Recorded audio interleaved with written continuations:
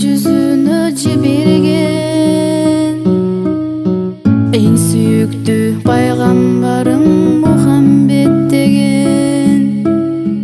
Бал тилинде Куран менен сүйлөгөн, ислам динин бизге жеткирген.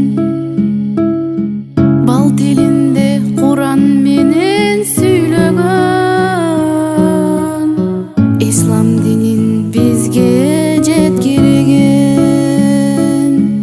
Аллахтан чексиз жалынып, адам саттык ыйманга чакырып, үммөтүмдү түндөп уктабай дуба кылчу Аллахтан суранып.